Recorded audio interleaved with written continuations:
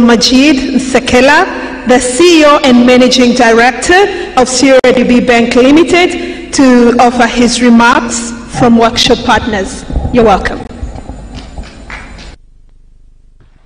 Na mtazamaji, Londoka ni mkurugenzi wa RAPOA ambao ni taasisi ya kupunguza umaskini hapa Tanzania. Honorable readers at the high table, member of diplomatic corps, protocol observed.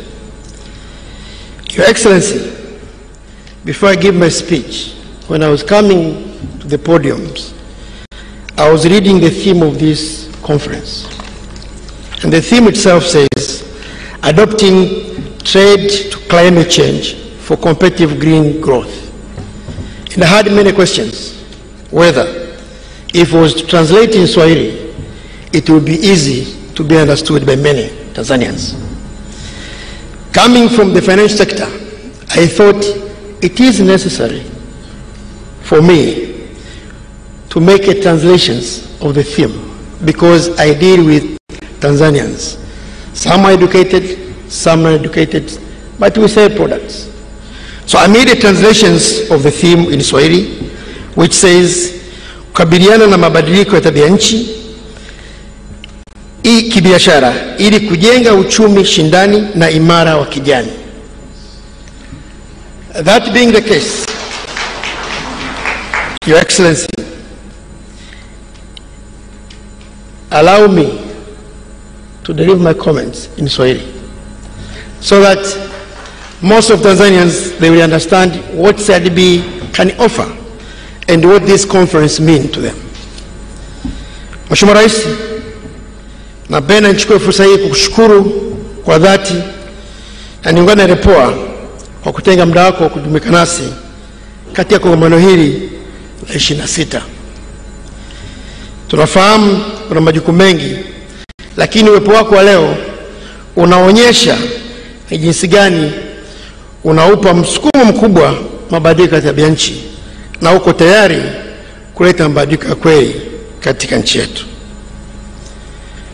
Mheshimiwa Rais, nichukue fursa hii kwa kushukuru sana RAPOA na kuwapongeza kwa dhati kwa kuandaa conference hii. Conference hii ina wataalamu mbalimbali, ina Watanzania wanataka kusikiliza, lakini itatoa mafunzo ya kweli ili kujua nini madhara ya mabadiliko ya tabia nchi na nini fursa zilizopo katika eneo hilo. Mheshimiwa Rais, mabadiliko ya tabia nchi yamekuwepo na ni topic kubwa nchini. Is one of the global debate today.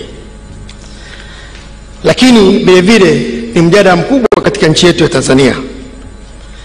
Na vile vile tunafahamu muda ni sasa wa kukabiliana nayo, kwa sababu tusipofanya sasa hivi tutapata changamoto zaidi hapo baadaye. Mheshimiwa Rais, kama ilivyo kwa dunia nzima, nchi yetu ya Tanzania vile vile imepata changamoto za mabadiliko ya tabia nchi. We have also faced the challenge resulting from global climate. Hadi sasa hivi tumeangalia mabadiliko ambayo yanajitokeza, changamoto za maji tumeyasikia. Haya ni matatizo mbalimbali ya tabia nchi. Athari za mabadiliko ya tabia nchi yanaathiri sekta mbalimbali kibiashara pamoja na sekta za kilimo, na hivyo ni muhimu kama wadau kujadiliana na kutafuta suluhishi la kutoa tatizo hilo. Kwa naipongeza sana RAPOA kwa leo. Athari hizi za mabadiliko ya nchi zinaweza kupunguza tija, kuongeza madhara katika biashara, kusababisha usumbufu wa ugavi, lakini vile vile kukosekana na mitaji kwa ajili ya shughuli za maendeleo. Mheshimiwa Rais, pamoja na kujadili mabadiliko ya tabia nchi, tumekuwa tukiongea sana kuhusu global climate. Lakini sio kwamba kila mtu anafahamu nini mabadiliko ya tabia nchi. Sisi kama benki yetu ya CRDB Tulipoanzisha kitengo cha green climate, watu wengi walidhani tunajikita katika kusuluhisha majanga ya mazingira, lakini zaidi hapo. Mheshimiwa Rais, ufadhili wa kijani unahitaji mshikamano wa pamoja. We need all partners to work together. And I would like to take this opportunity to appreciate Member of Diplomatic and the other supporting partners who has been able to facilitate this conference. Nawapongeza sana. Mheshimiwa Rais, United Nations mwaka 2015 iliweka malengo 17. 17 SDGs. Ikiwa na malengo kwamba ikifikapo mwaka 2030 yote yawe yametimizwa.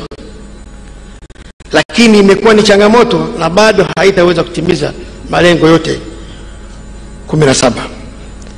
Changamoto hizi zinatokana na resources mbalimbali, ikiwepo resources za fedha. Fedha zinahitajika kutimiza malengo hayo. Inakadiriwa kinahitajika kiasi kilichopungua trilioni 7 kila mwaka kuweka miundombinu inayotokana na madhara ya tabianchi. Hiki ni kiasi kubwa sana kupatikana na hakijaweza kutokezea. Mheshimiwa Rais, benki yetu ya CRDB tunajivunia kufika mwaka 2019 tulikuwa the first bank to be accredited by Green Climate kwenye middle class kwa kuweza kusimamia miradi yenye thamani ya dola milioni 250 mradi mmoja na kuendelea. Lakini pamoja na hayo, nimesema madhara ya tabia nchi ni makubwa, yanahitaji resource, na sisi kama benki tuna wajibu, au sekta ya fedha ni mmoja mdau muhimu katika uchumi huo. Hivyo basi, baada ya kupata usaili huo, benki yetu ilikuja na mradi au program maalum ambayo inaangalia upande wa chakula, kilimo chakula, food agri, ambako tuliweza kupata mradi huu mzima unagharimu dola milioni 200, lakini tunajivunia kwamba tumepata dola milioni 100 kutoka Green Climate Fund, na benki ya CRDB itaweka dola milioni 100. Lakini milioni 200 hizi inalenga kuwafikia Watanzania kwa Tanzania bara na Tanzania na visiwani moja kwa moja wasiopungua milioni 1.2. Lakini tunafahamu watakao faidika na mradi huo, indirect beneficiaries, hawatapungua milioni 4.9. Mpaka mradi huo unaisha utawafikia Watanzania milioni 6.2. Mheshimiwa Rais, inafarijika na naipongeza RAPOA kwa kuja na warsha hii. Imekuja kwa wakati mwafaka kwa sababu tunatarajia kuanza programu hiyo hivi karibuni baada ya kukamilisha maandalizi yote. Tutailonji hapa Zanzibar na tutailonji bara. Na ndio maana nikasema niongee Kiswahili kwa sababu mazao ya chakula hapa Zanzibar ni muhimu, na sisi kama benki ya CRDB tutawezesha wakulima. Na uzuri wa mradi huu unakuja na mambo matatu. Moja, utapata mikopo yenye riba nafuu kwa wakulima. Lakini pili, tumetenga fedha milioni 10 ndani ya mradi huo, dola milioni 10 ambazo zinalenga kujenga uwezo wa wakulima na kuwapa nyenzo za kisasa. Tatu, tumetenga dola milioni 10 katika mradi huo lenye malengo ya kukabiliana na changamoto za tabia nchi kwa kuwakatia bima ili mazao yakipata changamoto wasipoteze mitaji yao. Na 4, tumetenga milioni 10 ndani ya mradi huo ambazo zitasaidia kuwadhamini ili wapate mikopo, kwa sababu tunafahamu ni moja ya changamoto katika eneo. Mheshimiwa Rais, pamoja na jitihada hizo, kwa kutambua hilo, tumekuwa na maongezi ya kina kwa kushirikiana na ZECO na wizara husika katika upande wa blue economy. Upande wa ZECO tumejadiliana ni jinsi gani ya kuweza kutafuta fedha kwenye mradi wa umeme jua, solar energy. Maongezi yanaendelea vizuri na tumeshaanza kufanyia kazi. Lakini kwa blue economy vile vile tunaendelea maongezi mazuri na wizara husika, na vile vile upande wa smart city. Lakini niseme vile vile kwenye upande wa miradi hii green climate inagusa maeneo mengi. Moja ni upande wa umeme, usafirishaji, smart city, upande wa afya, chakula, matatizo ya maji, upande wa misitu, pamoja na mambo ya teknolojia, ecosystems, lakini infrastructure. Mheshimiwa Rais, sisi kama benki kiongozi katika eneo hili tumekuwa tukisema ni wachache wanaofahamu upatikanaji wa fedha hizi. Lakini fedha hizi ziko katika maeneo naweza kaweka manne. Moja ni pale benki tunapobuni mradi kama hii program ambayo nimeitaja na kuleta fedha na kuwatafuta wateja kukopeshwa. Lakini la pili ni pale serikali inapokuwa na miradi ya kimkakati ambayo inazingatia mabadiliko ya tabia nchi, inahitaji fedha. Benki yetu kuwa accredited na green climate, tutasaidia kutafuta fedha hizo moja kwa moja ambayo itapatikana kwa riba nafuu. Lakini pili, panapokuwa na watu binafsi wenye kuwekeza katika miradi hiyo, basi benki yetu inafanya kazi nao na kutafutia pesa hizo, na sisi tunakuwa wasimamizi.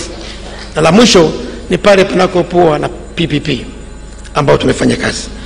Mheshimiwa Rais, niliona ni vizuri niongee Kiswahili katika maeneo haya, nikijua Watanzania wengi watajua fursa ziko wapi.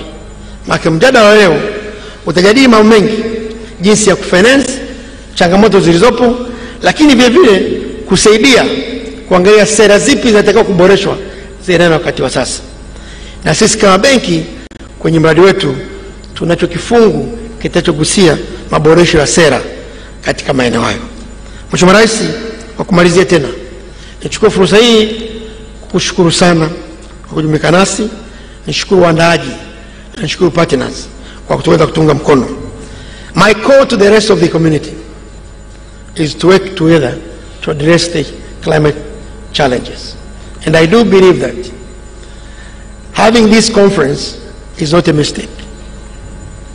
It is actually an ideal time.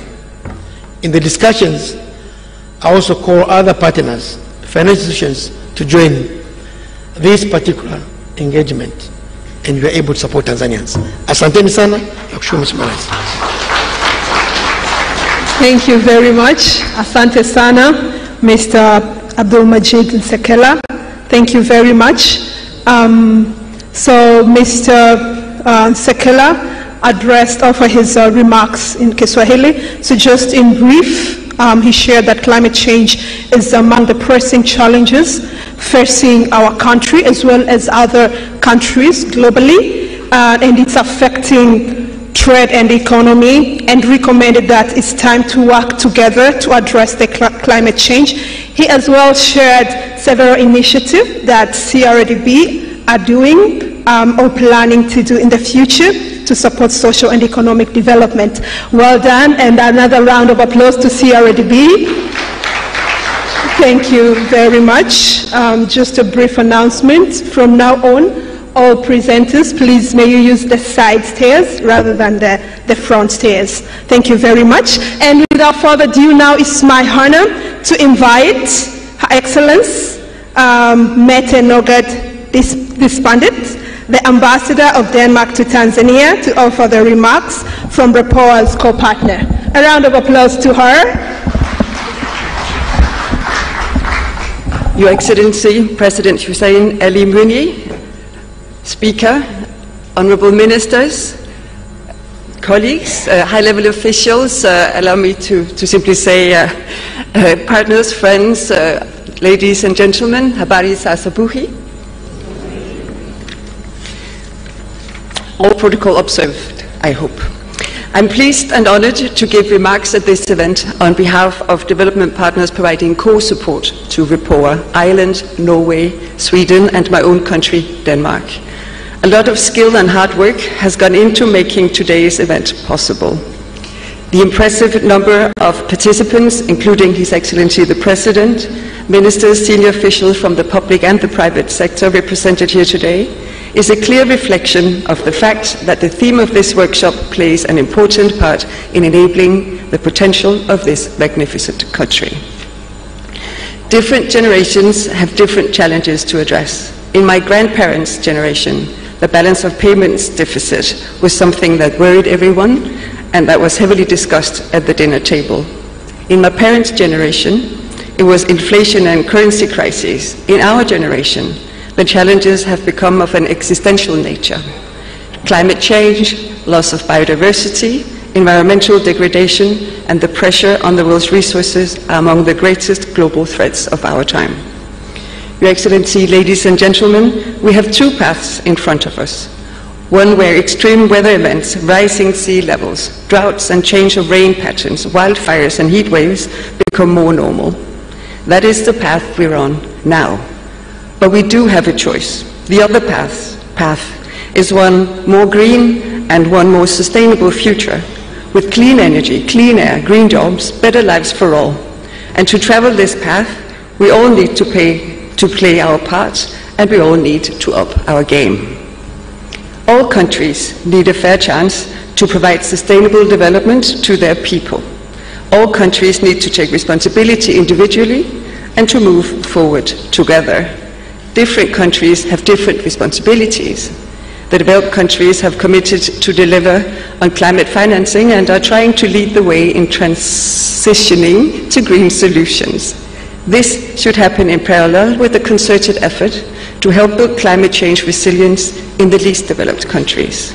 We as individuals, as corporations and as nations have different economical, geographical and historical opportunities and different circumstances for forging our part of this path.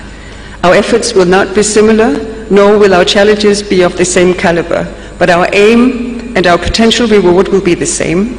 And if we do it right, the gratitude of the coming generations will go to all those who are ready to step up now.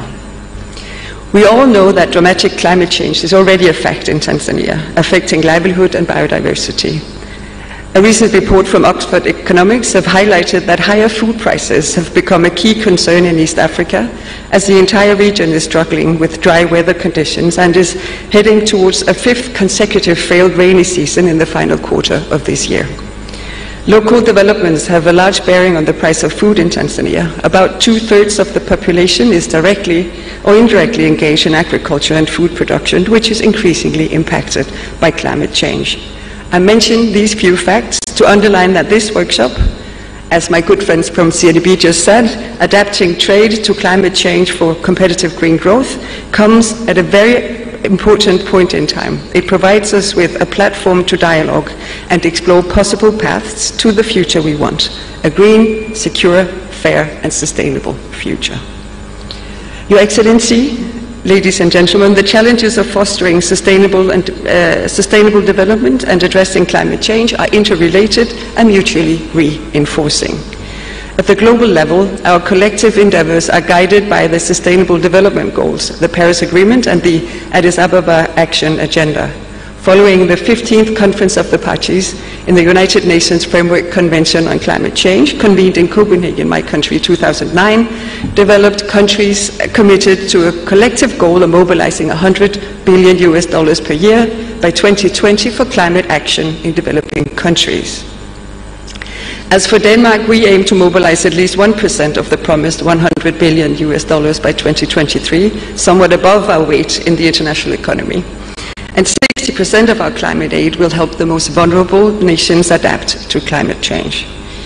Other countries are also doing their part towards the same goal, but regrettably we are collectively behind the target.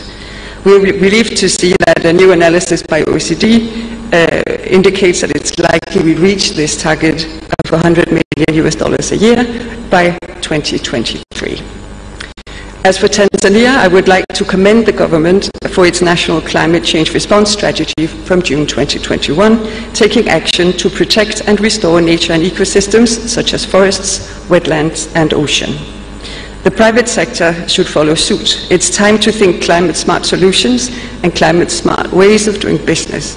As Tanzania aspires to become a private sector driven industrial and more competitive nation by 2025, it's important to travel the path with opportunities that leads to a sustainable and green future. But for Tanzania and other countries to do this, the global community must work together in partnership. Despite the international commitment to addressing the climate challenge as evidenced by the early entry force of the Paris Agreement, there is still much to do for all of us. Achieving the 2030 Agenda for Sustainable Development and related frameworks, such as the Paris Agreement, will require a true spirit of partnership from all stakeholders at all levels and in all countries, leveraging their diverse and unique advantages. And within these partnerships, we need ideas and innovation to follow. We need ideas and innovation to flow freely, improving our chances of reaching our common goal. Your Excellency, ladies and gentlemen, in Swahili there is a good saying, umoja ni nguvu, in English, unity is power. Thank you. This should underpin our efforts of working together to address our common climate change challenges. We need strong partnerships between public and private actors as defining characteristic of the road ahead. We also need closer cooperation between state actors, municipalities, universities and other knowledge institutions to create attractive value propositions also for foreign investors. At a global level, we see collaboration between countries and through institutions like the European Union and the United Nations to forge the best alliances to increase the impact of efforts. The Green Climate Fund and the Global Environmental Facility enabling climate adaptation for countries most in need are important testaments to global partnership efforts, including here in Tanzania, where it's been good to see the accreditation of CRDB Bank to administer funds from the Green Climate Fund. Your Excellency, ladies and gentlemen, on behalf of fellow development partners, I would like to commend the unique partnership between RIPOA and the CRDB Bank in organizing this workshop. It creates a unique space to provoke and promote the critical dialogue needed. I further commend RIPOA, our long-standing partner, for incorporating climate change in its strategy as a cross-cutting theme with the objective of contributing to the Sustainable Development Agenda of Tanzania, including the Blue Economy Agenda. Let us continue to enable a conducive environment necessary for independent research institutions to thrive and to contribute in the development efforts of this country through their research and policy recommendations. I would also like to emphasize the role of core funding for research institutions like RIPOA to continue to build and safeguard institutional capacity, sustainability and independence. In absence of core support, research institutions will have to rely more on collaborative research projects and commissioned work, which are earmarked and may not guarantee institutional integrity and sustainability. I therefore humbly call on all development partners, private sector and the government to support research institutions like RIPOA for them to operate in a free, open and conducive environment and play their part in contributing to the transformation agenda. It is forces like these that can help all of us choose the right path and reach our goals.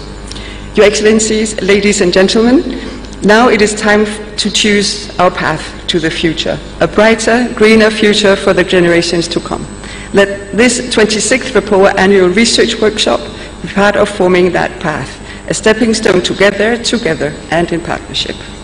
Asante sana, thank you all very much. Thank you very much, Your Excellence Mette Disinspundit, the Ambassador of Denmark to Tanzania. Another round of applause, please. Power. And right now it's my honor to invite His Excellency Manfred Fant, Ambassador of the EU to Tanzania, to offer the remarks from National Development Partners. You're welcome. A round of applause as it's going to the podium.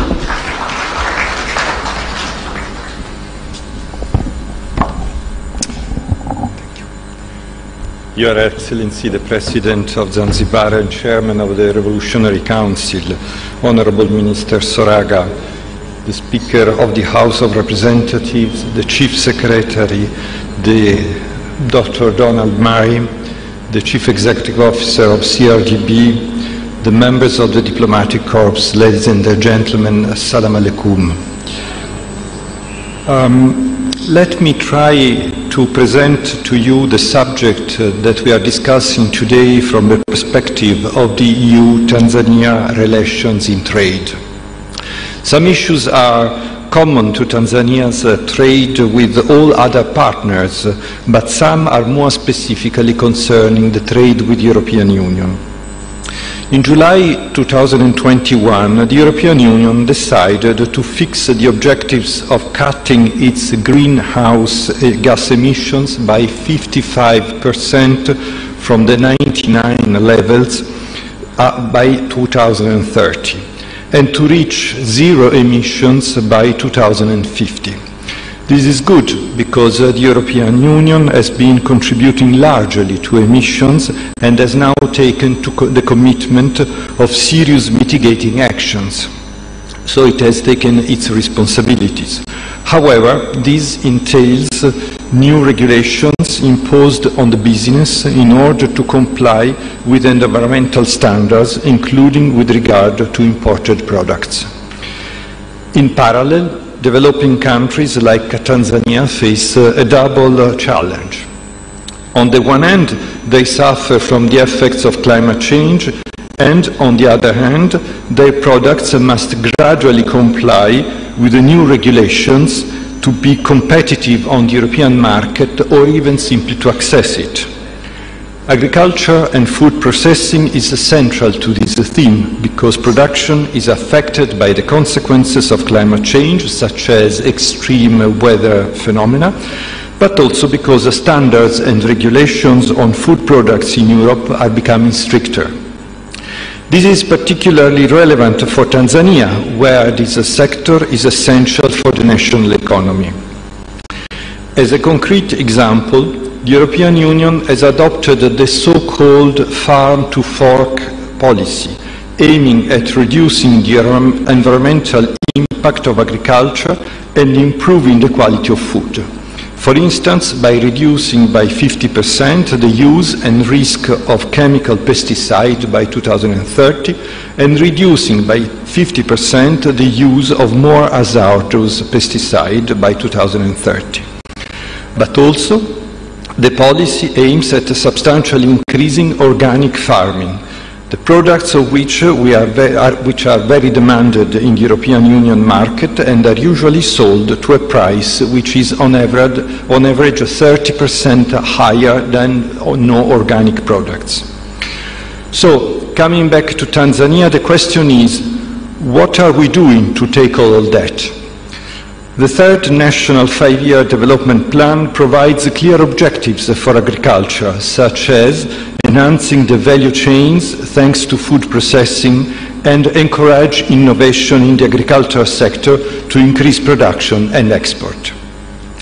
In order to adapt to the consequences of climate change, it is necessary, among other things, to increase the productivity of strategic crops, to reduce the dependency on rains for irrigation, enhance storage facilities and facilitate the transport of products to their destination. The European Union and Tanzania, together with the Member States, are working to achieve these objectives. The AgriConnect program is helping small farmers to improve the quality and quantity of their production, including here in Zanzibar. The plant health project contributes to enhance food safety for export and domestic trade. The Markup 2 program will help the private sector in reporting on the sustainability performance to support export competitiveness of Tanzanian and East African small and medium enterprises for key commodities. We are also willing to help Tanzania in development of circular economy to reduce material amount by reusing the recycling materials. This is a potentially very interesting sector for the Tanzanian economy.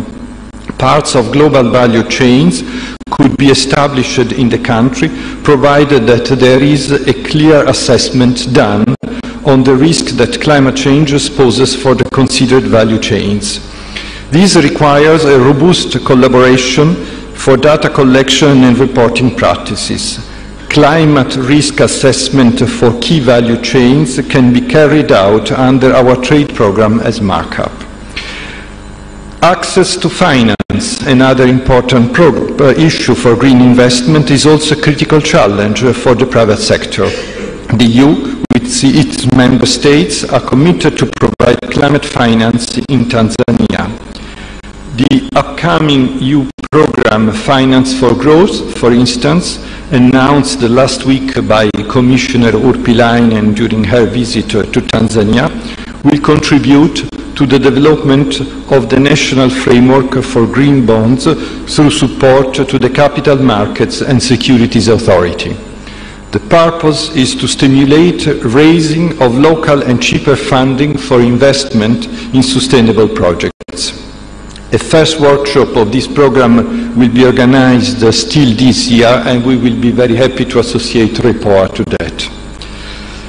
In Tanzania, we could work together at policy level to ensure environmental considerations are included in early screening of proposed investments, repurpose the investment promotion pitch to show that green investment in Tanzania is also good for business and will represent wider market access and ensure predictability to the business environment.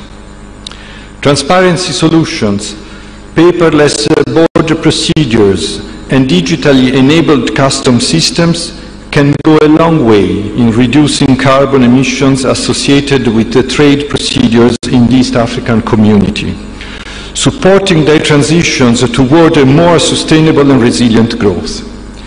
This is part of the objective of our regional East African cooperation program called CORE that the Secretariat of the East African Communities is implementing. Tools like the East African Community Regional Trade Information Portal have been recently developed to facilitate imports of products and services that are needed to achieve climate adaptation goals, but also incentivize the development of climate-resilient goods and services for export. We will be, therefore, working together a lot in this sector. There are many things that remain to be done, both in trade and climate change, but there is a key issue that I think is very important for us. The fact that attracting European Union investments is important not only for the development of the economy, but also because the European business is already making big efforts to comply with the environmental and climate change standards and is acquiring an important know-how in this sector. So this know-how could be shared with the Tanzanian partners and could greatly contribute to adapting the economy of the country to what is needed on the international markets. This will be another subject for discussion in the EU-Tanzania Business Forum that we are organizing in close cooperation with the Tanzanian and Zanzibari authorities, and that will take place on 23rd and 24th of February next year. So, ladies and gentlemen, as you see, a lot of work in front of us, and I thank you very much for your attention. Thank you very much, Your Excellency. Manfredo Font. And right now is long-awaited time, and following up on all the remarks, it's becoming very clear that it is high time now to work together to address the climate change for competitive green growth. And right now, it's a long-awaited moment for the opening address. Therefore, I will invite Mr. Amur Hamil Bakar, the Principal Secretary, Ministry of Trade and Industrial Development of Zanzibar, to welcome Honorable Mudrid Soraga, the Acting Minister, Ministry of Trade and Industrial Development of Zanzibar, to welcome His Excellency Dr. Hussein Ali Mwinyi, the President of Zanzibar and Chairman of the Revolutionary Council. So you're welcome. Your Excellencies, Dr. Hussein Ali Mwinyi, President of Zanzibar and Chairman of the Revolutionary Council, Honorable on high table, Honorable invited guests, and workshop participants. Based on the program, I have given very easy task whereby I requested just to call upon Honorable Soraga, Minister of President Office, Labor, Economy and Investment, but due to, and it is enough to say that due to the fact that we are behind the schedule, Your Excellencies, now on your permission, allow me to call or to invite Honorable Modric to say a few words and formally welcoming you to address this gathering. Honorable Soraga, karibu sana.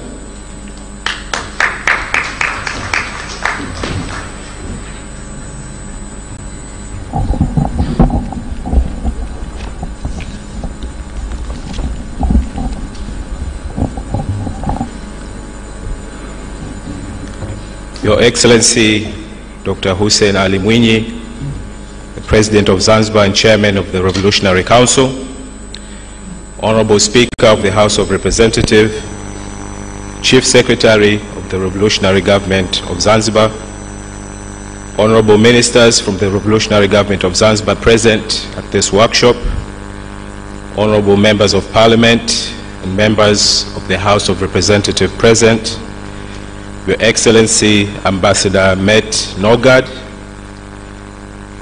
the Ambassador of Denmark to Tanzania, Your Excellency Manfredo Fanti, Head of the European Union Delegation, Excellency Ambassadors and Heads of Missions and International Organizations, the Honorable Regional Commissioner present, District Commissioner, Head of Special Departments, Principal Secretaries, Dr. Donald Murray, the Executive Director of REPOA, Mr. Abdul Majid Sekela, the Managing Director of CRDB Bank, Honorable Jean-Paul Adam, Director, Technology, Climate Change in Natural Resource Management Division, who is our keynote speaker, distinguished panelists, invited guests, members of the media, ladies and gentlemen, Assalamu alaikum. I'm pleased to be standing here today to welcome the President of Zanzibar and Chairman of the Revolutionary Council, Dr. Hussein Ali Mwinyi, to officiate the 26th installment of REPOA's annual research workshop. However, before I welcome the guest of honor, Your Excellency, with your permission, kindly allow me to make a few remarks with regard to this event on behalf of the Ministry of Trade.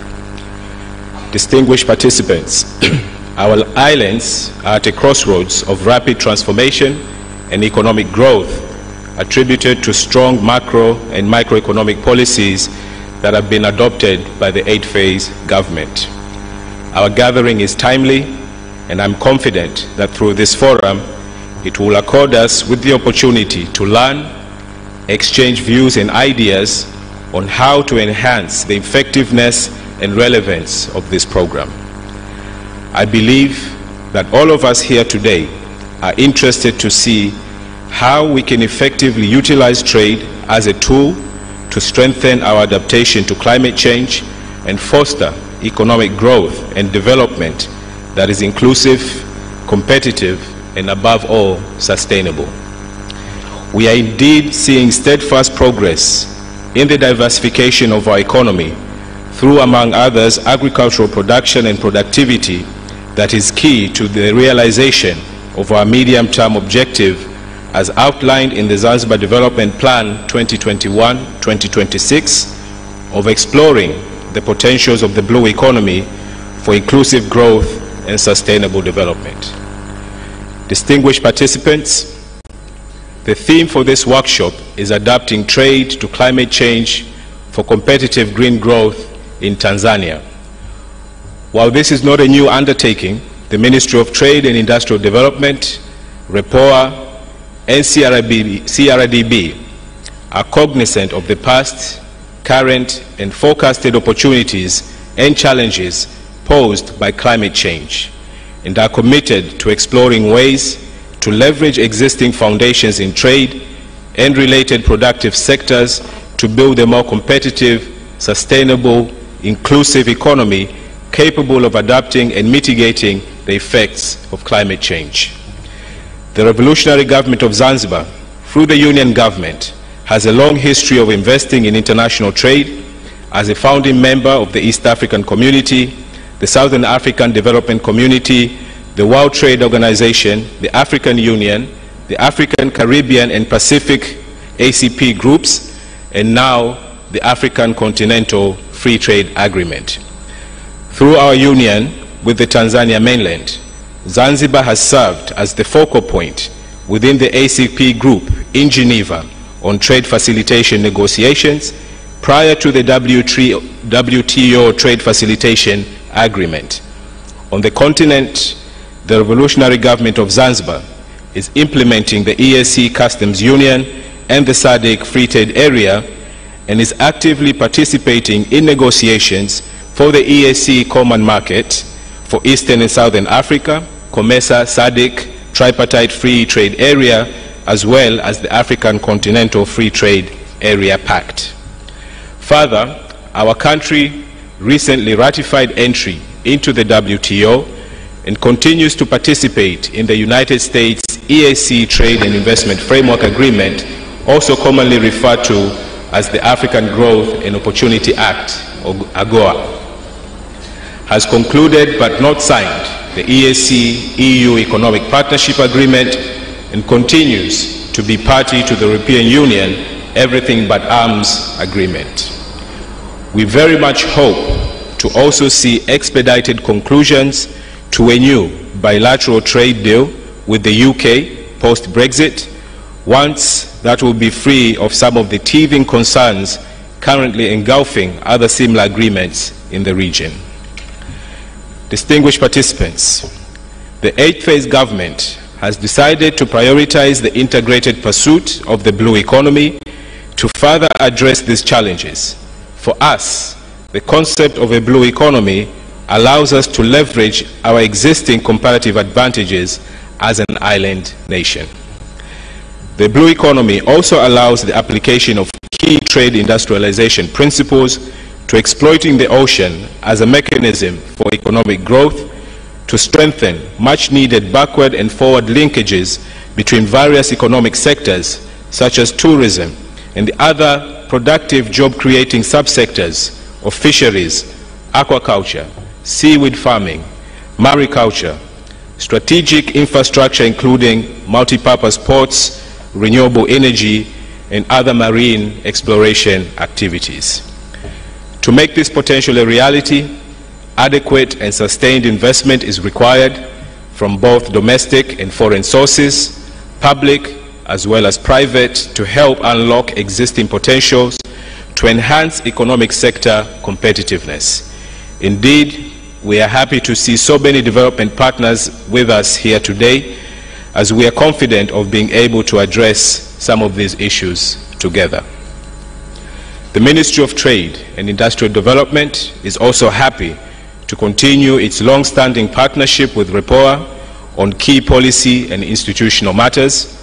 REPOA has been a sound partner of the Ministry since 2017, supporting research, capacity building, and value chain development involving both the Ministry and other trade support institutions. Distinguished participants, ladies and gentlemen, and with those few remarks, it gives me great pleasure to now welcome His Excellency, the President, to address this important gathering that bears all the hallmarks of the hard work, dedication, and commitment put forth by the government to transform Zanzibar's economy and improving the livelihoods of its people. Distinguished participants, please stand up to receive His Excellency, the President of Zanzibar and Chairman of the Revolutionary Council, Dr. Hussein Ali Mwinyi. Mheshimiwa Rais, kwa heshima na taadhima, karibu sana uongee na hadhara hii. Asante sana.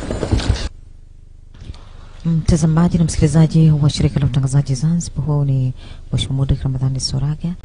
Baada ya kuzungumza hayo machache, sasa Mheshimiwa Rais wa Zanzibar na Mwenyekiti wa Baraza la Mapinduzi yuko tayari kwa ajili ya kuzungumza na wananchi ambao wamefika kwenye kongamano hili. Acting Minister for Trade and Industrial Development, Honorable Zubair Ali Maulid, Speaker of the House of Representatives, Honorable Idrissa Kitwana Mustafa, Urban North Regional Commissioner, Honorable Ministers here present, Engineers Zeina Ahmed Said, Chief Secretary, Honorable Members of the House of Representatives here present, Your Excellency, Madam Met Spandet, Ambassador of Denmark to the United Republic of Tanzania, Your Excellencies, Ambassadors and heads of missions and international organizations here present, Dr. Donald Mbari, Executive Director of REPOA, distinguished speakers, panelists, and invited participants, ladies and gentlemen. It is with great pleasure that I welcome you to Zanzibar to attend the 26th REPOA's Annual Research Workshop. I've been informed that REPOA has partnered with CRDB to organize this workshop because of their shared common objective and interest in supporting sustainable trade, private sector development, and economic growth. This is an exemplary partnership that needs to be emulated. Together, we must encourage more institutions to forge this kind of constructive partnership, to be able to do things that have great impact on the development of our communities and nation as a whole. I extend my sincere appreciation and gratitude to the Ministry of Trade and Industrial Development, together with REPOA and CRDB management, for holding this workshop here in Zanzibar and inviting me to be the guest of honor. I say thank you very much. I'm glad to note that each year the number of participants in the annual workshops has been increasing considerably. The workshops attract researchers, economists, policymakers, and other professionals in different fields. Hence, before I proceed further, let me take this opportunity to welcome you to Zanzibar, particularly all the guests coming from outside the United Republic of Tanzania. As you know, Zanzibar is the destination of choice for many international travelers and conference organizers. This is mainly owing to its unique location, heritage, and the welcoming nature of its people. I wish you all a wonderful stay in Zanzibar. Distinguished guests and participants, it is gratifying to know that REPOA has been working with various ministries and agencies here in Zanzibar on research, capacity building, and policy development. I commend REPOA for supporting the government of Zanzibar in its quest to accelerate the transformation of its economy by modernizing its key drivers of economic growth, including the blue economy, tourism, manufacturing, and agriculture. I believe that REPOA, CRD Bank, and other stakeholders who are present here today will continue to support the efforts of the government of Zanzibar and that of the Union government in promoting economic growth. In fact, our collective efforts in conducting research are vital to the success of our resolve to promote the dissemination and application of knowledge that contributes to improving the lives of people and boost the economic growth of our nation. I'm impressed by the theme of this year's workshop that says adapting trade to climate change for competitive green growth in Tanzania. This theme is very much in line with the development agenda of our two governments. As you all know, promoting trade and investment has been high in the list of priorities of our two governments. The government of Zanzibar has been implementing various trade and investment initiatives which are geared towards transforming our economy. We are seeking potential investors to collaborate with us in developing the blue economy that includes fishery, tourism, oil and gas, and marine trade and transport. Measures are also being undertaken to attract investors in agriculture, manufacturing, ICT, energy, and provision of social services. In addition, we are working to improve the essential infrastructure for the development of investment, trade, and manufacturing. There are various incentives available in all priority sectors that I have just mentioned. With the aim of reducing the cost of doing business and streamlining an investment, the government of Zanzibar has also directed huge efforts towards improving the provision of services at Abedi Amani Karume International Airport and Malindi Seaport. These are our main gateways of tourism and trade. We have also increased the efficiency and services which are offered by the Zanzibar Investment Promotion Authority. On the other hand, the government of the United Republic of Tanzania is implementing the third five-year development plan, whose main thrust is building a competitive industrial economy and human development. One of the priority areas of this plan is to promote investment and trade. It is obvious, therefore, that the thrust of this workshop relates very well with the strategic plans that have been formulated by our two governments. Distinguished guests, participants, ladies and gentlemen, as our two governments are taking vigorous measures to promote trade and investment, we also recognize the fact that the development of investment and trade has direct impact on climate change.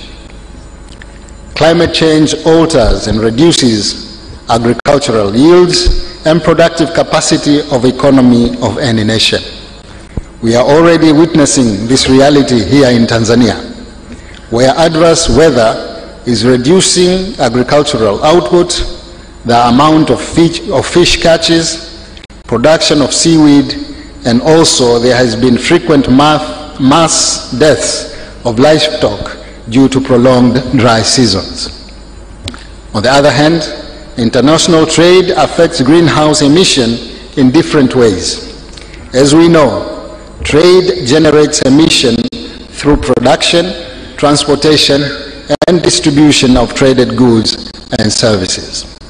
Trade also increases emissions through exploitation of natural resources such as minerals, oil, timber, and industrial goods that are high energy intensive in their production. Taking into account of these linkages between the development of trade and its impact on climate change, we need to act collectively to be able to shift the way we conduct trade within and between our countries. We need to reduce overall emissions by exploring policy approaches that will enable us to mitigate the impact of climate change. I believe that we can increase trade and investment, at the same time reduce gas emission. This is doable and achievable as long as countries invest in newer, lower carbon technologies, as well as heed to guidance issued by national, regional, and international organizations with the aim of combating climate change. I therefore congratulate REPOA and its partner CRDB Bank for selecting the right theme at the right time. I hope that the discussion that you will be having on these issues will be fruitful, as the climate change has always been a hot topic for discussion among researchers and scientists. I will be following the outcome of the workshop closely. I hope in the end you will come up with the recommendations that will enable us to increase the volume of trade between our countries, at the same time reduce the impact of climate change to our countries. Distinguished participants, ladies and gentlemen, with these remarks, it is now my honor to declare that the 26th Annual Research Workshop of REPOA is officially opened. I wish you fruitful deliberations. Thank you.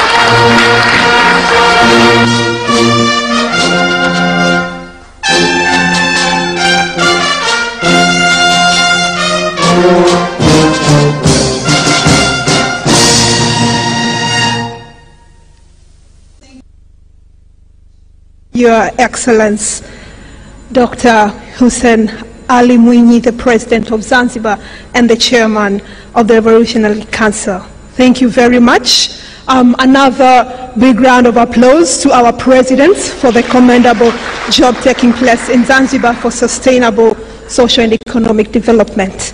And right now, just a brief announcement. I would like to remind you all to scan your QR code. So we have QR code on our badges. So on your badge, this will enable you to access the annual research workshop documents, and also will give you a room to offer your feedback. Also, the codes are also placed on different places around this venue. So thank you very much. And right now, without a further ado, it's my honor to invite our keynote speaker, Jean-Paul Adam, the Director of Technology, Climate Change and Natural Resource Management Division at the United Nations Economic Commission for Africa. So he will be, he's already online. Mr. Jean-Paul Adam, you're welcome. I hope you can hear me.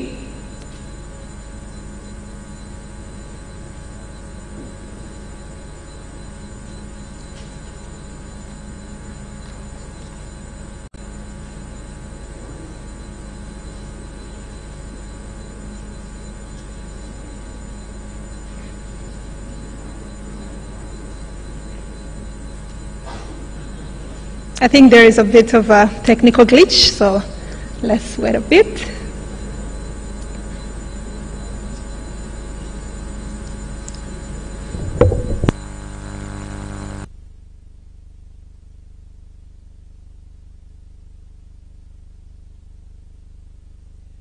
Jean-Paul Adam, your mic is off, please. I think you're on mute. May you turn on your mic, please? Can you hear me?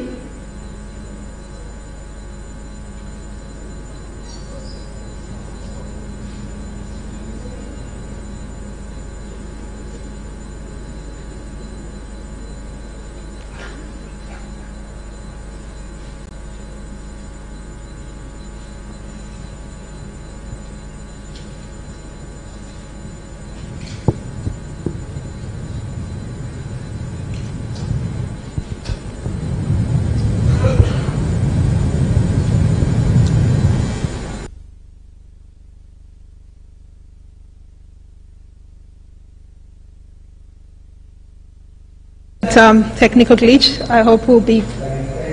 Oh, thank you. You're welcome.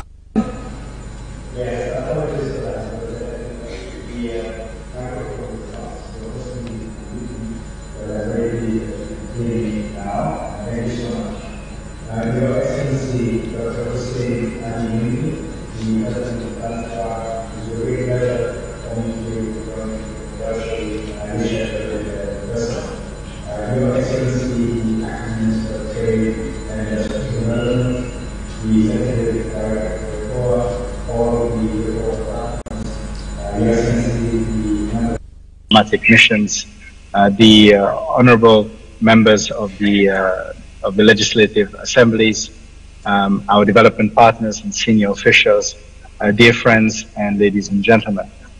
I would like to particularly commend REPOA and the government of Zanzibar for the choice of this critical theme of adapting trade to climate change for competitive green growth.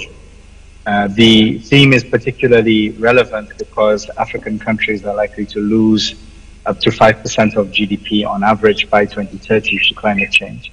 But some countries are also likely to lose well in excess of 10% of GDP. Hence the urgency of using the development tools that we may have, and chief among them would be trade, to be able to try and combat the impact of climate change. You can go to the next slide, please. So the overview of my intervention will focus on the following subjects. Firstly, we'll have a look at the vulnerability to climate and the issues of access to resources in both Tanzania and East Africa. We will consider how to move African trade towards more sustainable value chains. We will address the green economy in an African context and what a green economy implies for our countries.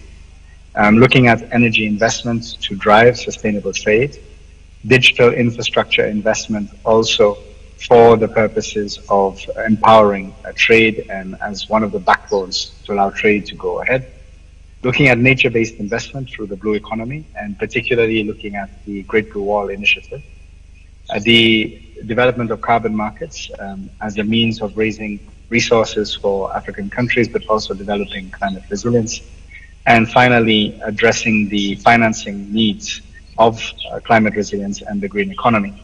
And looking at some of the vehicles that we can use to stimulate trade around the green economy, looking at, for example, green bonds, but also addressing these issues in the context of rising debt. Next slide, please. So firstly, if we look at Tanzania as a whole, Tanzania's vulnerability to climate, the vulnerability scores that are on the left of the slide are from the ND Gain Index, which is a vulnerability score on related to climate issues. And we can note that as you get closer to 1, then the vulnerability is higher.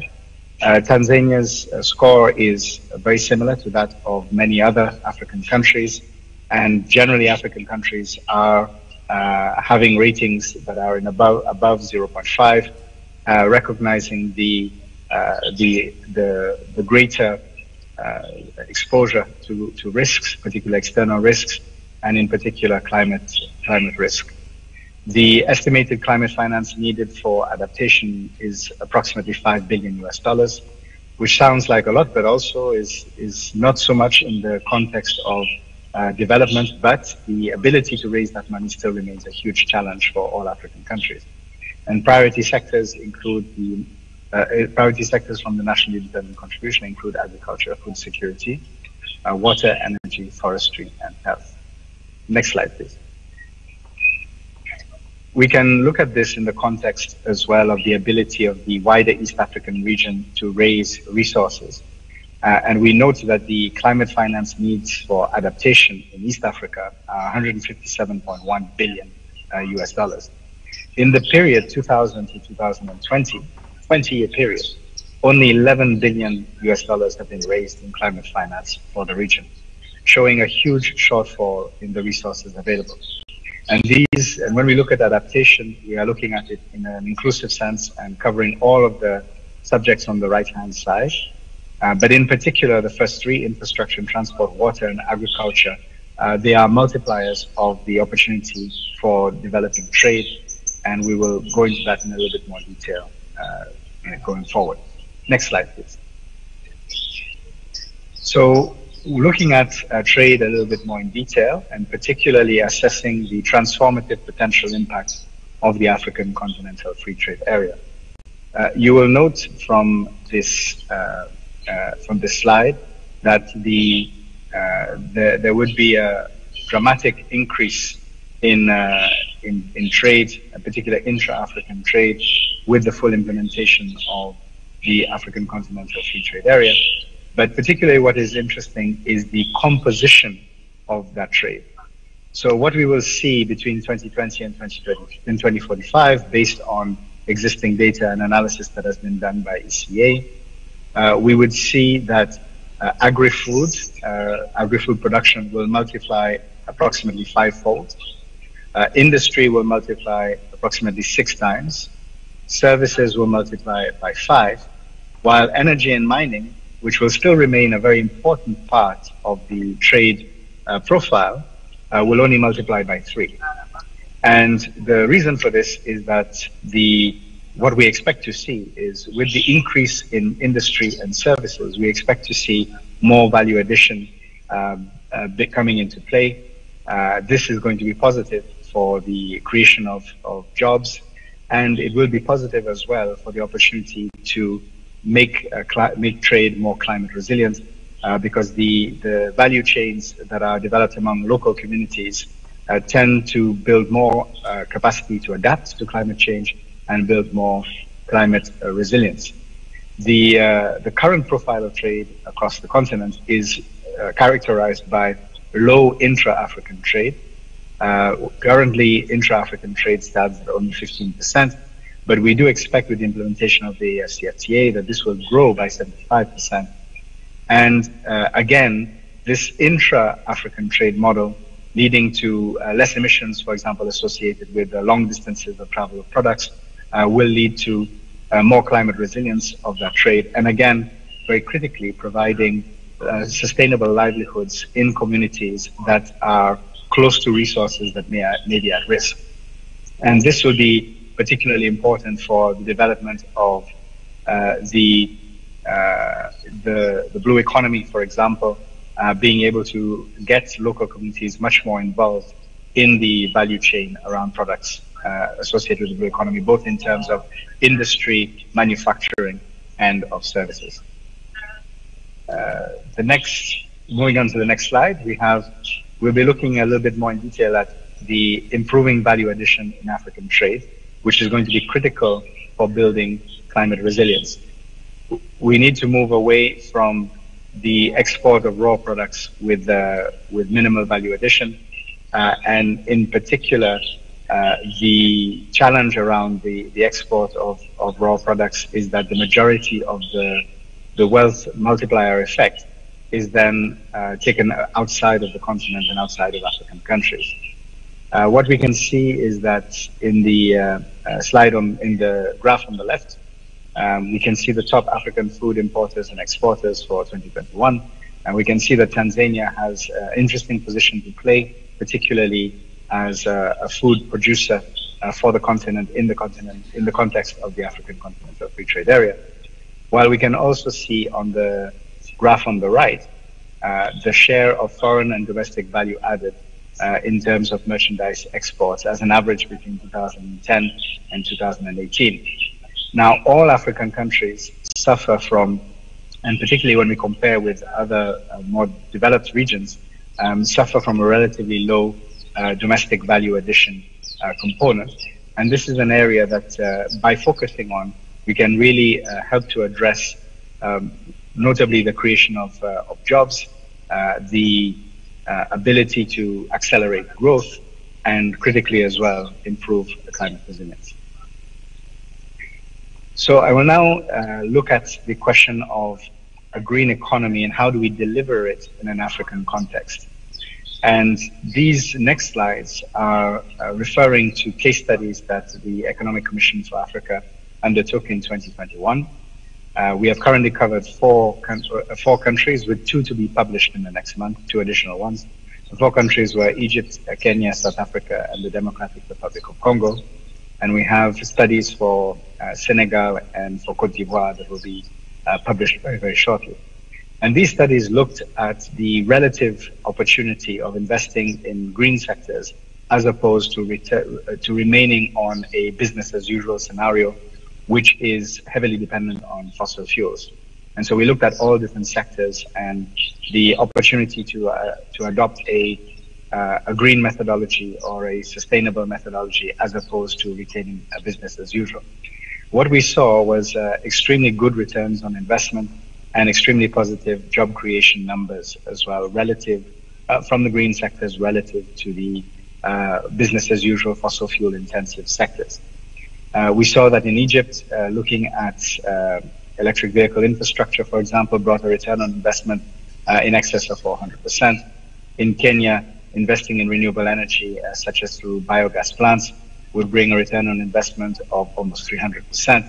In Kenya, investing also in biogas plants would bring a return on investment of 400%.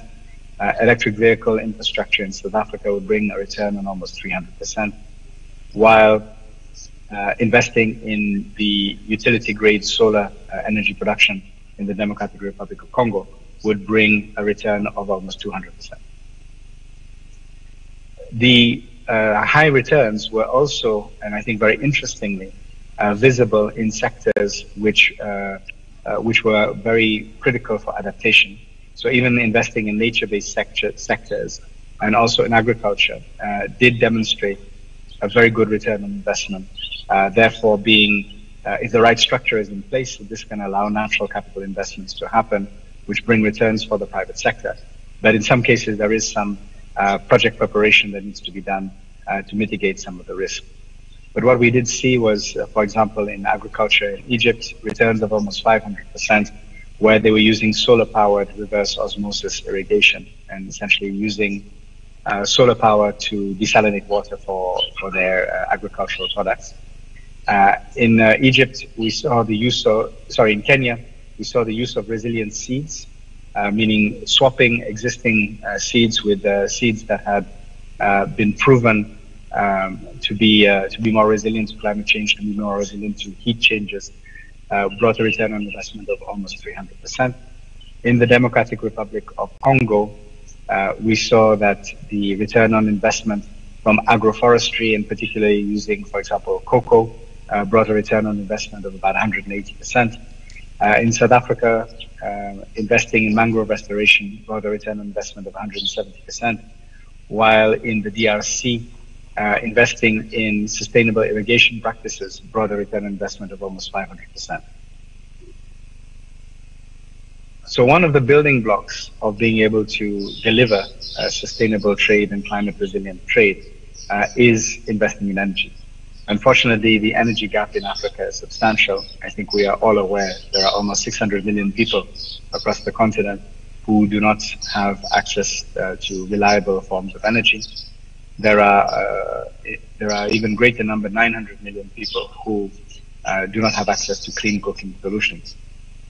And therefore, the opportunity to drive energy investment to improve terms of trade is there, in particular through renewables, particularly because the cost of renewables has dropped very significantly.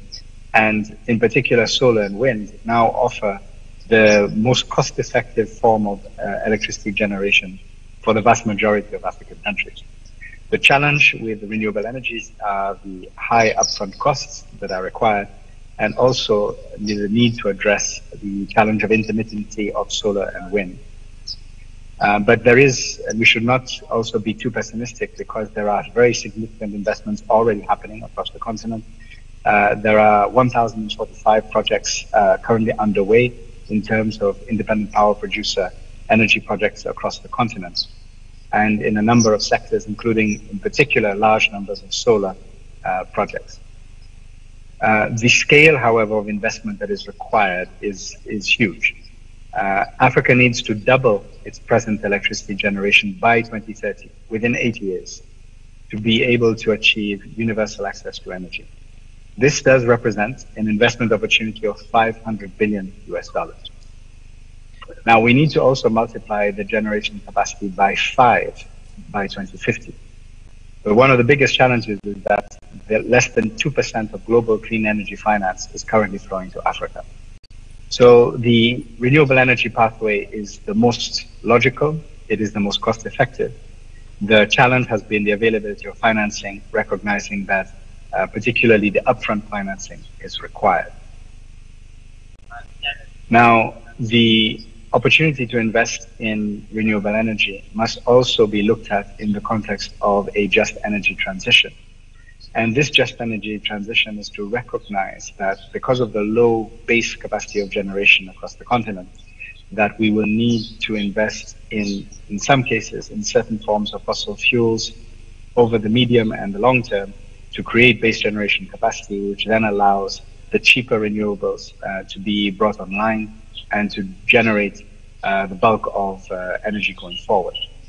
As part of the African Union common position on the just energy transition, the renewable energy, solar, wind, geothermal, hydro, and biomass remain the bulk of the opportunity going forward, and particularly on the basis of having reliable, predictable, affordable access to energy. One of the big issues for African countries has been the volatility of energy prices, and with the right regulatory framework, renewable energy allows for price certainty, which is essential as well for investment and the development of trade. Natural gas has a huge role to play in this transition because while it is a fossil fuel and it is polluting and it leads to greenhouse gases, it is among fossil fuels of a wide range of economic activities. So it has a key role to play, for example, in the production of fertilizer. It will also be a critical part of the transition towards clean cooking solutions. And therefore, the likelihood of investing in natural gas and then having a stranded asset would be less than investing in other sectors. Natural gas will be a critical component, therefore, of creating the base generation which allows more renewables to come online. And as part of that, nuclear energy and green hydrogen will also be options for some countries, not necessarily for all, but will provide a base for the development of that capacity. Oil and coal, based on the cost of production, are expected to be a solution only in the medium term. The costs of oil and coal will continue to go up relative to other forms of energy, and therefore new investments in these sectors are likely to become stranded assets. The pillars of delivering this green, this just energy transition are firstly the availability of financing, which, as I've already mentioned, is one of the key issues. The ability to pursue regional integration and particularly regional power pools, the use of appropriate policies and regulatory frameworks to attract investment and provide predictability, and the availability of technology which is adapted to the African context. So another part of the backbone of investment in sustainable and climate resilient trade is also digital infrastructure. This slide demonstrates one project which concerns Tanzania and which was presented recently at the African Climate Finance Roundtables, which were held in Addis Ababa, and showcasing projects which could be transformative on a regional basis and which also will be critical for the development of trade on a regional basis, as well as helping to reduce emissions and build climate resilience. The extension of the national ICT broadband backbone is a means of connecting Tanzania with countries of the region, in particular Mozambique, and is a way of, it's one of the critical pieces of infrastructure which will, for example, facilitate digital payments, which are one of the key factors in a successful implementation of the African Continental Free Trade Area, and also in delivering the opportunities, for example, for startups and powering other forms of innovation using new technologies such as artificial intelligence. Moving on to other opportunities for climate resilient trade through the ASTFTA, I would like to touch upon what are called nature-based solutions for sustainable trade. And to demonstrate it, I will use the blue economy as a means of showcasing it, and in particular, the Great Blue Wall initiative. The Great Blue Wall initiative is an ocean-based response to the Great Green Wall, which is an initiative to build climate resilience by boosting the adaptive capacity of the natural environment, but linking this directly to the creation of livelihoods. There are three pillars for the Great Blue Wall initiative: the goal of achieving effective and equitable ocean conservation at scale, and this is linked to the goal of having 30% of the oceanic space under protection as a means of stopping biodiversity loss. And I would like to be clear that on this goal, the idea is not just to create marine protected areas and then shutting them off. It is really about looking at marine spatial planning in a way whereby marine protected areas contribute towards sustainable fishing sectors, empower local fishing entrepreneurs, and also create other forms of revenue generation, including through ecotourism. The second pillar is achieving the net gain of critical blue ecosystems to enhance socio-ecological resilience, in particular looking at, for example, the health of mangroves, which are a critical ecosystem regulator, but also are an opportunity to generate additional wealth, partly as part of their critical role in fishery production, but also potentially as part of carbon credit markets, and we'll go into a bit more detail on that. And the third pillar is to develop a regenerative blue economy that benefits coastal communities and delivering conservation outcomes. So a regenerative blue economy means that the resources that provide wealth can regenerate themselves based on the stewardship that is provided by local communities. And therefore, it's critical that we look at the job creation aspect of the Great Blue Wall. Just very briefly to touch on the critical value of mangroves. Mangroves are under threat in the whole of the Western Indian Ocean, and they are key part of the defenses against climate change. We can see that in Tanzania, the biggest threat to mangroves is actually through extreme weather events. And therefore, interventions, for example, through the Great Blue Wall that would allow mangrove restoration bring a virtuous circle whereby rehabilitation of mangroves improves the ability to withstand extreme weather events while also providing economic opportunity going forward. Now, there has been an estimation of blue carbon potential that is linked to the mangroves of the Western Indian Ocean region, and the estimates are very substantial, recognizing that mangroves can absorb carbon at a rate which is 2 to 3 times higher than tropical rainforests. They will therefore play a critical role as climate regulators and can also, if properly managed as part of an informed blue economy strategy, potentially generate wealth through carbon credit markets.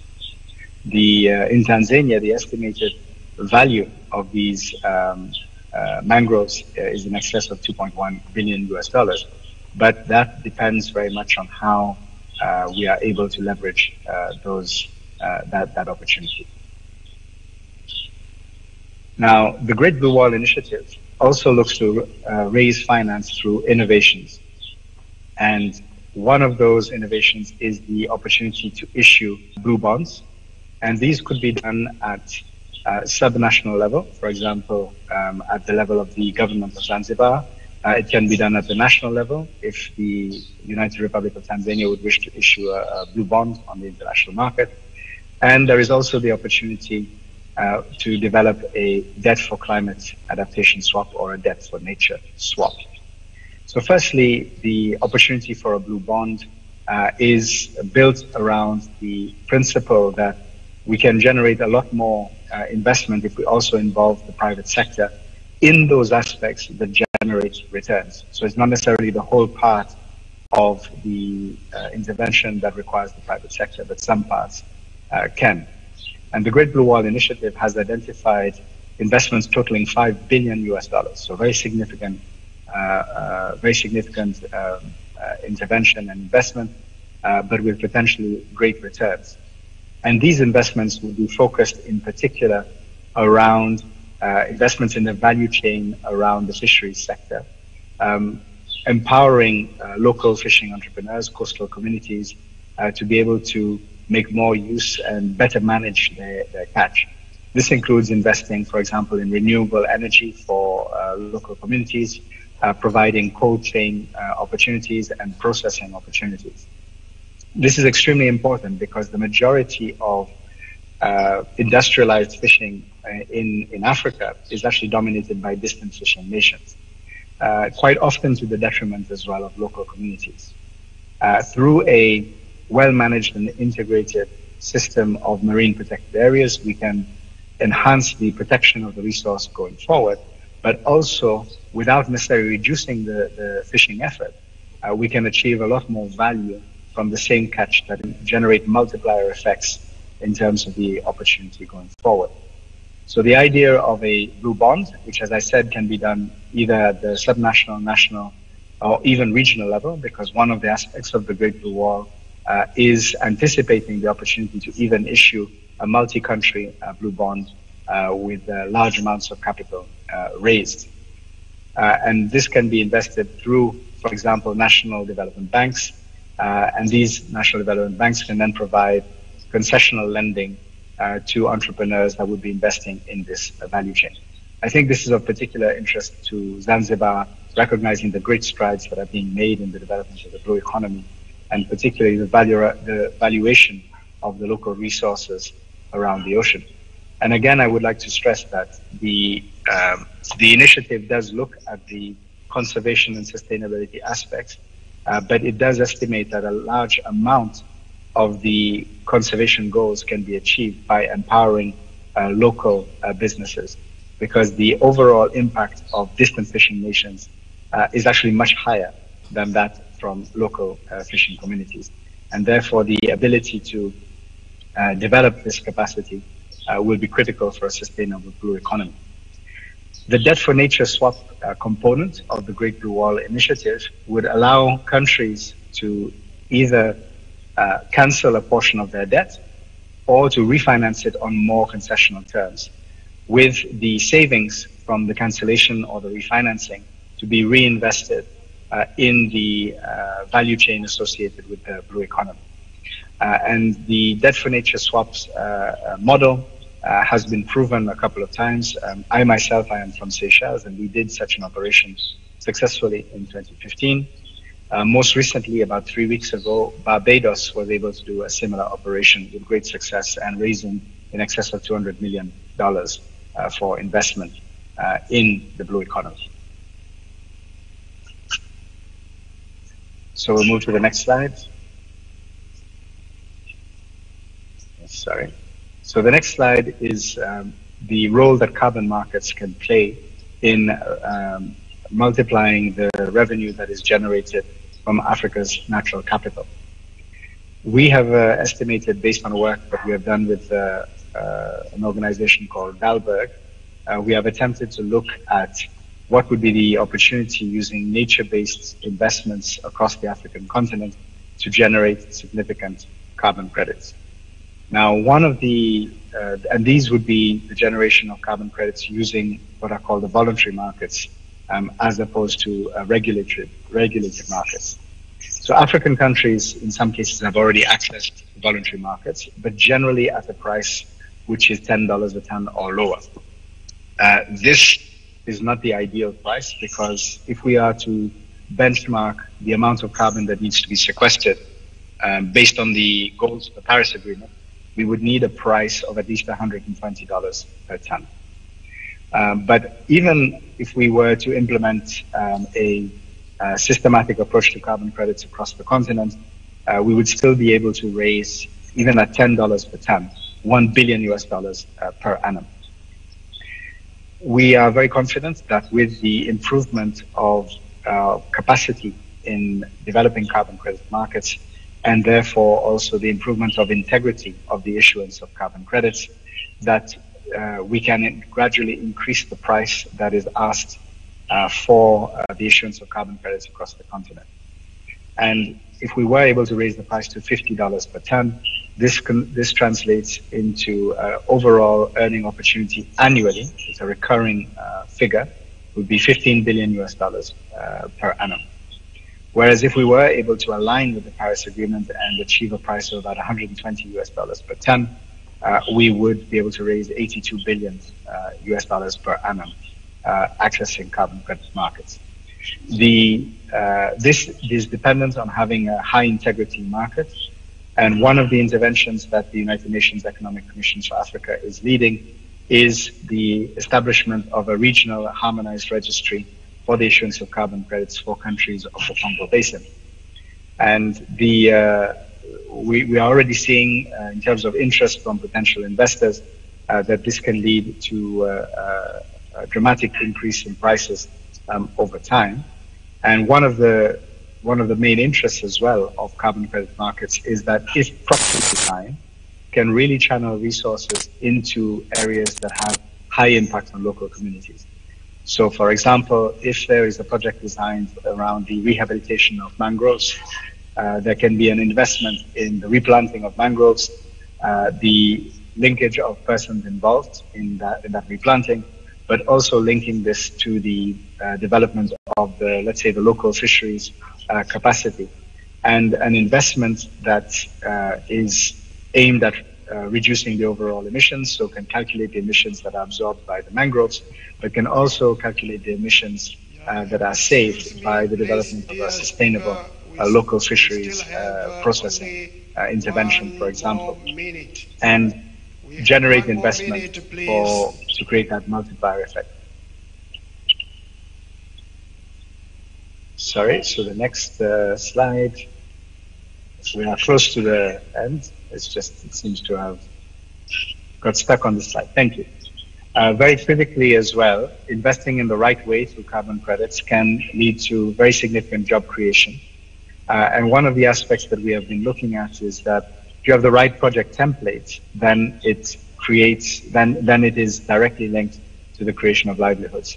And we have seen that with the right template, we could get in some countries up to 18 million additional livelihoods, and overall across the continent can lead to an additional 167 million additional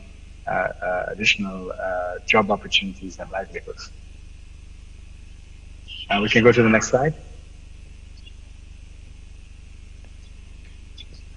Now, one of the biggest factors in terms of improving climate resilient trade will be the availability of financing. And one of the stumbling blocks for African countries is the fact that private sector investment in climate resilience remains very, very low. It's only 14% of the total climate finance for Africa that has come from the private sector.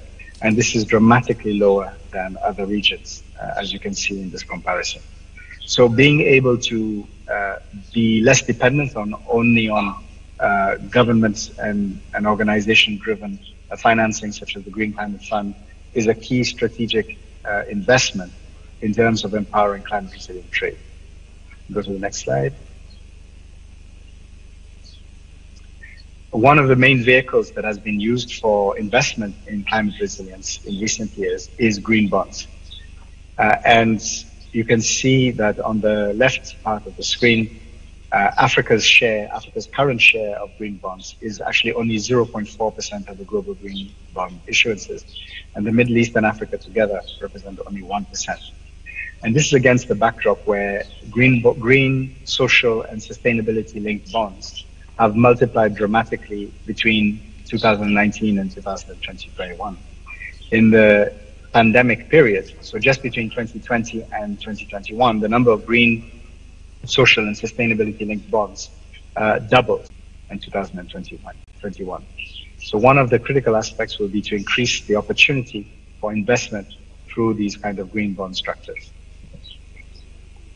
One of the aspects that the United Nations Economic Commission for Africa has been developing to support this access is a liquidity and sustainability facility.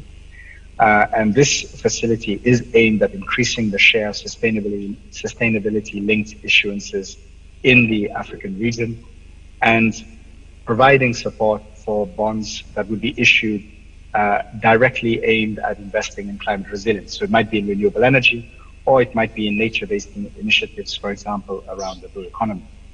This will help support the liquidity of African sovereign Eurobonds.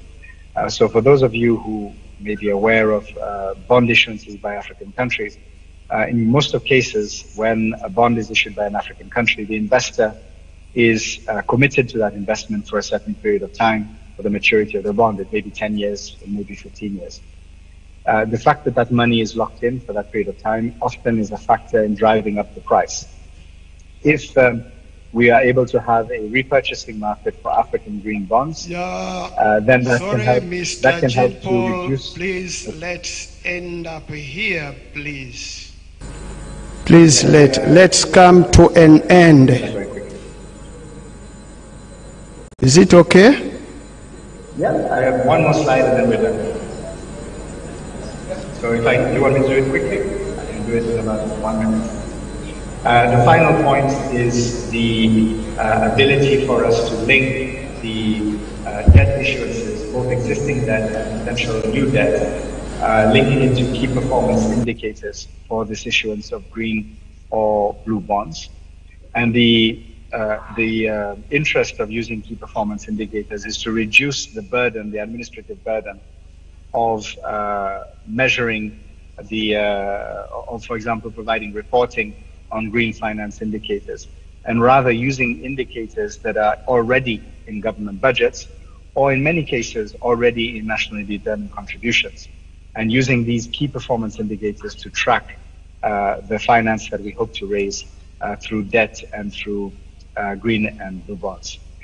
To conclude, I would just like to underline that the ability to raise a finance which is specific for investment in climate resilient sectors, it will be one of the key drivers of the successful implementation of climate resilient trade.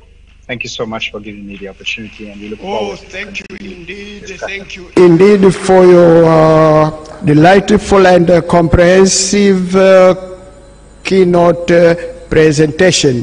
Now, please, it has come the turn, with only 1 minute, Professor Betha Koda, representative of Repoa Board, to give us vote of thanks. Only a single minute, please.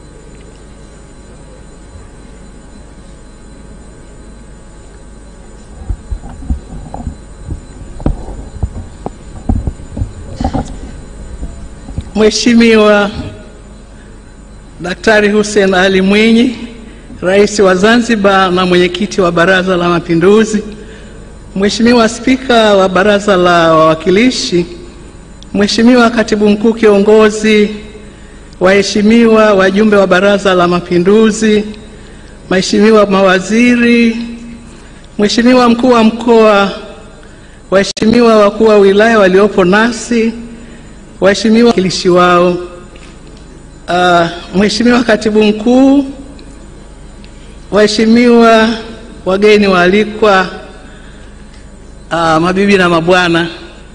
Kazi yangu ni ndogo sana, ni kutoa heshima na shukrani kwa mgeni rasmi. Mheshimiwa Rais,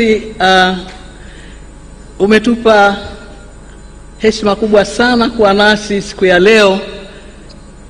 Pamoja na kwamba tunajua shughuli zako ni nyingi sana, kwa sisi Repoa ni heshima kubwa, na umepandisha hadhi sana washa yetu ya mwaka huu kwa uwepo wako, na nadhani waliochagua tufanye Zanzibar hawajakosea. Uwepo wako Mheshimiwa Rais unadhihirisha kabisa kwamba ushirikiano wa Repoa na Serikali ya Mapinduzi uko wa hali ya juu sana, na uwepo wako pia umedhihirisha kwamba tuna mengi sana ambayo tunaweza tukashirikiana sisi Repoa na serikali ya Zanzibar. Mheshimiwa Rais, katika hotuba yako umegusia mambo mengi sana ambayo yanaonyesha maeneo ambayo tunaweza tukatilia kipaumbele katika kufanya research zetu na kushirikiana na wananchi wa Zanzibar, hasa katika swala zima la kupambana na mabadiliko ya tabia nchi, lakini katika kutafuta mbinu za kukuza uchumi wa bluu na hatimaye kuleta maendeleo ya wananchi wa Zanzibar na wananchi wa Tanzania kwa ujumla.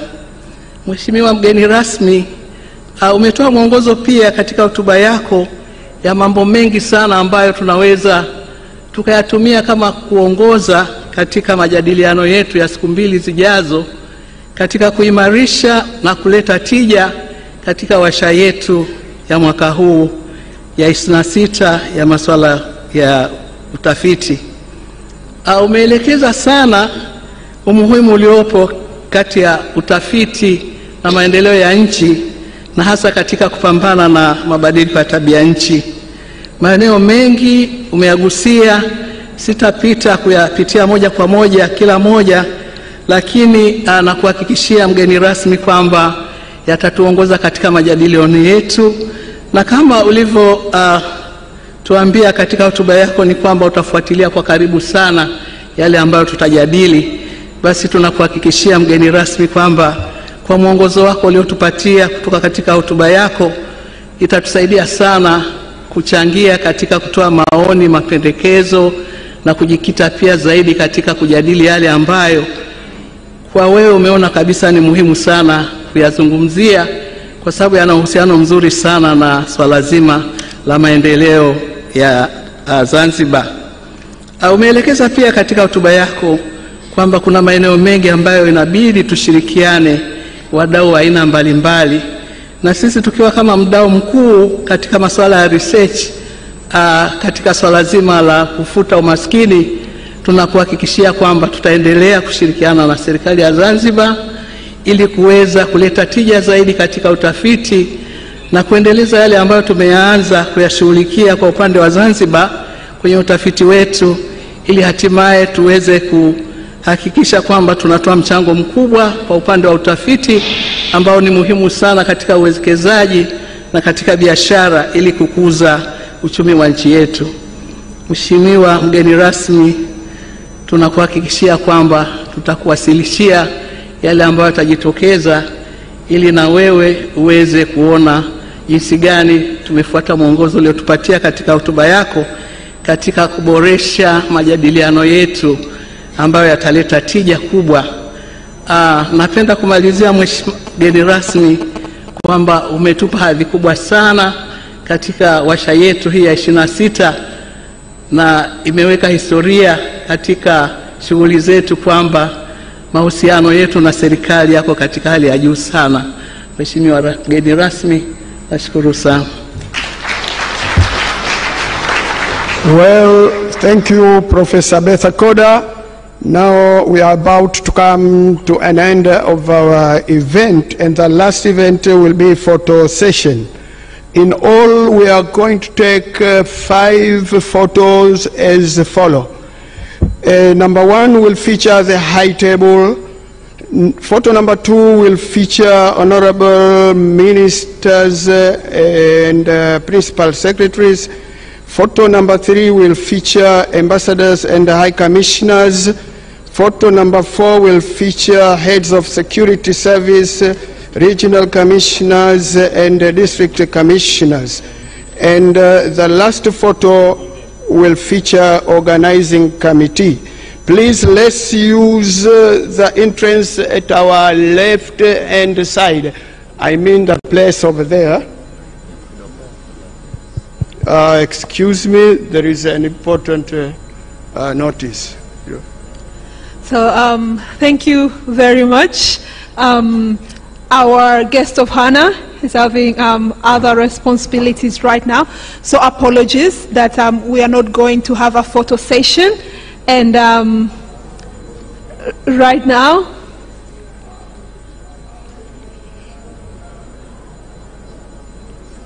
let's all stand up.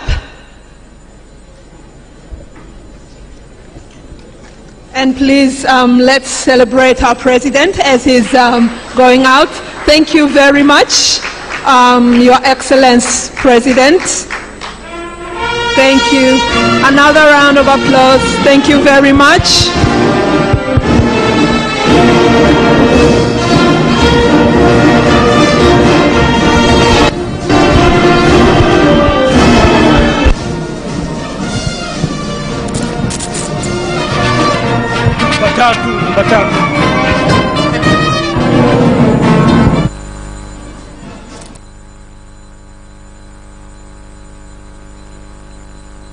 wa ZBC ni Mheshimiwa Rais ambaye ametoa maelekezo kuhusiana na warsha hii ya 26, lakini pia tutapata kumsikia Mheshimiwa Rais kile ambacho kimezungumzwa na wataalamu kutoka nje, na atapata kuzungumza